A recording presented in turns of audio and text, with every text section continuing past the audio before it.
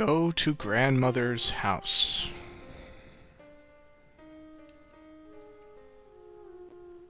And stay on the path. So here we are given the one rule, which in the manual it says we must break, which is stay on the path. And of course, you can choose to stay on the path because it's a straight line here to grandmother's house. But if we do that, basically, you miss almost all of the game. And this is a little scene that I always found to be kind of an intriguing image, you know, the road which comes out from way in the distance there, and then it just ends, and it becomes this dirt path. I always thought that was kind of neat. If you didn't notice in the beginning, even if you have this at full resolution, I remember when I was first playing it, I didn't catch it at first.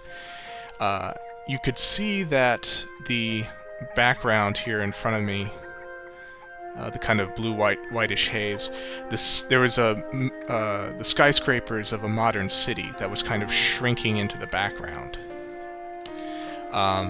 This actually, it may be a little deceptive, but this actually is supposed to take place in the modern day, even though it's an old fairy tale. So the premise is that each sister is sent from the big city where they live to Grandma's house, which lives out in the woods, in order to bring her a basket with bread and wine. Now, whether that alludes possibly to communion, Christian communion or not, I don't know. Possibly. But I'm not quite sure how to interpret that particular point. But anyway, at the beginning of the game, you could see that the city kind of shrunk away, and now we're here in the woods. So you can kind of interpret that as leaving your comfort zone. Most of us human creatures in this day and age are city dwellers, and so the city is what we know.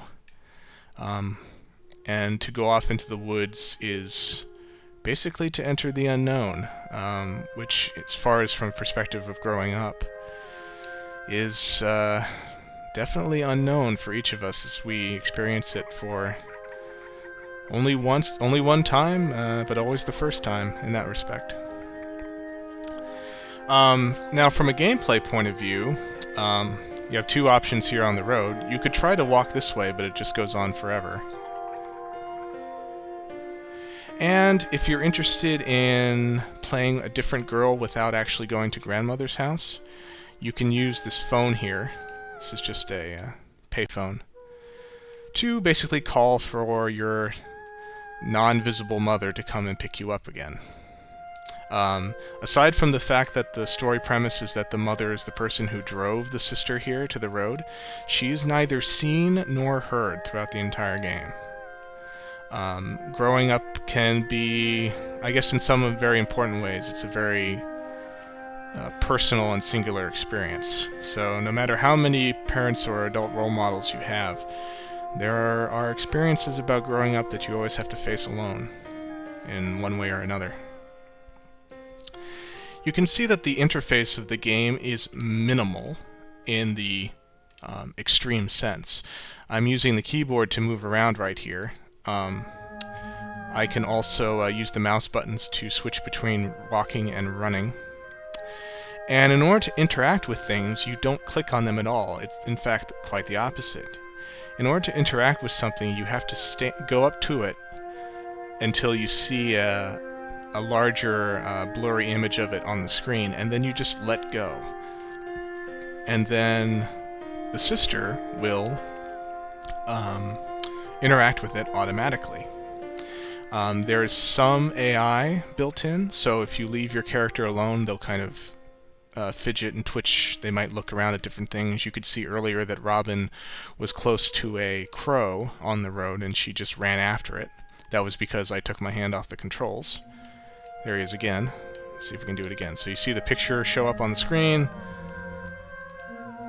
and then she tries to run after it, not very successfully. That was a little bit of a glitch there, that she didn't actually chase it.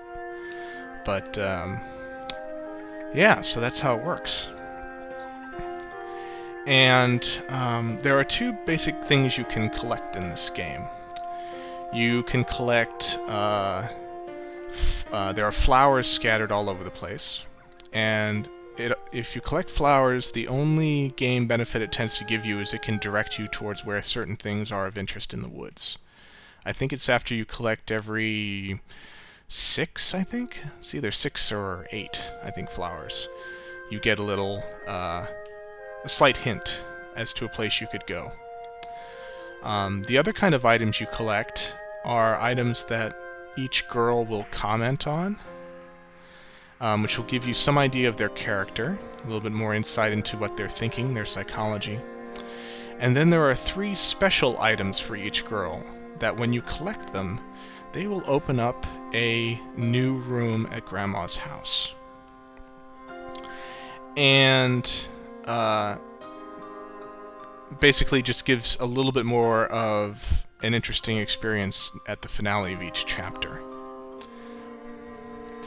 Now, there's only one way to really fail at a chapter so that it won't let you progress to the rest of the story, and that is if you do not encounter the wolf.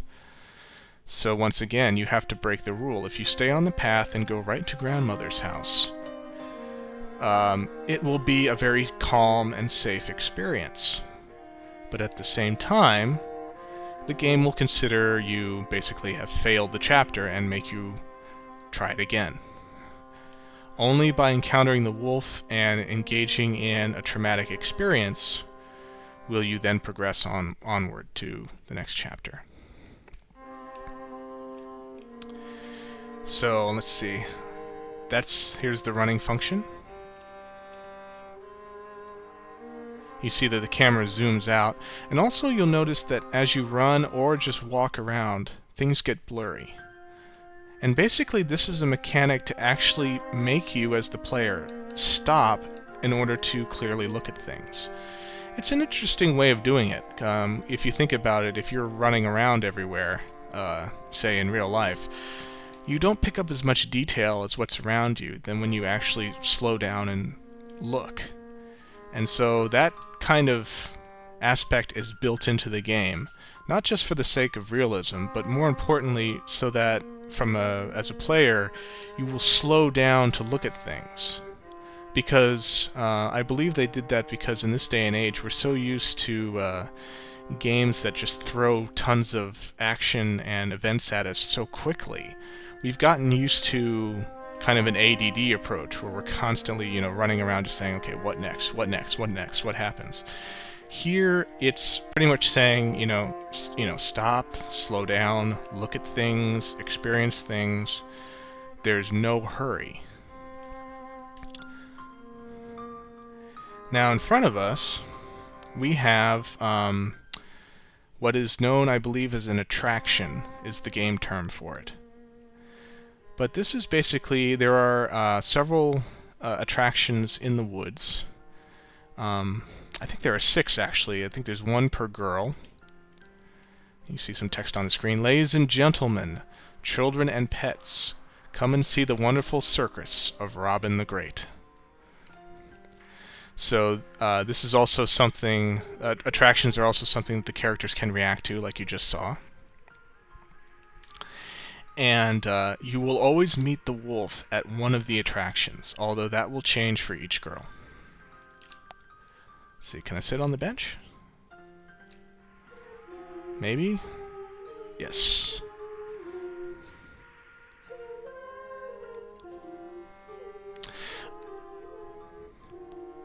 Wolves are just dogs, but werewolves are like people. I don't know about that, Robin.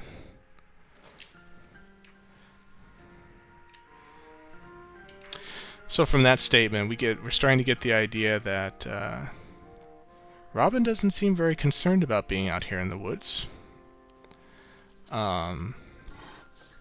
She's not afraid of wolves, it seems, because she says they're just like dogs. You can see there on the screen, just flashed up for a moment, is basically a map which shows you the path that you've walked through the woods so far and where certain attractions are located relative to your position. Again, just to kind of give you an occasional hint if you need one. Now, that was a bit hard to see. Let's see if I can back up and try it again. But you can reach items that your character does not interact with, but only a different girl will interact with it. Let's see if we'll do it again. That was a little better. Okay, so you can see that was Rose, I think. So what that means is that your character doesn't have any comment about that particular item, but the person shown will have some opinion. In this case, if we come back here and we're Rose, then we will get some statement. And another thing about attractions is that while you're in the radius of an attraction, you cannot run. You're forced to walk, which is, another way of, the same attitude from the game makers as to, slow down and look at stuff. For some players, I can perfectly understand if that kind of gameplay is frustrating. There is some times where you want to just skip stuff, especially if you've played this before or you want to get to a particular scene or item. So, I think it's fair criticism to say, could you build in some way that we can skip some parts after we've played them already? But at the same time, like I said, it is a nice change-up for the way that games tend to be these days. Now, it's obvious that since we're playing the story of Little Red Riding Hood that there is a wolf around here, but there's actually one other character who will always be in the woods besides you and the wolf. And you can see the kind of swirly white stuff at the top of the screen. And that gives you basically an indication of the direction of that character. So let's see if we can hurry through the woods to find her. Yep, there she is. You can see off in the distance a blur of white. And in fact, the character is called simply the Girl in White. And remember that I've said that white, I'm choosing to interpret white as the color of wisdom. So, I think for the most part, this character comes off as being mostly benevolent. You can see she's up here, so if I let go of the controls, hopefully, they'll end up doing something. Yeah, there they are. This is one of the Girl in White's functions. If you let her, she will guide you back to the path. Sometimes walking, sometimes running. So basically the idea is that once you stray far enough from the path, it will literally disappear. And no matter where you go, you will be in the forest. But if you let the Girl in White lead you, that is your only way to actually get back to the path.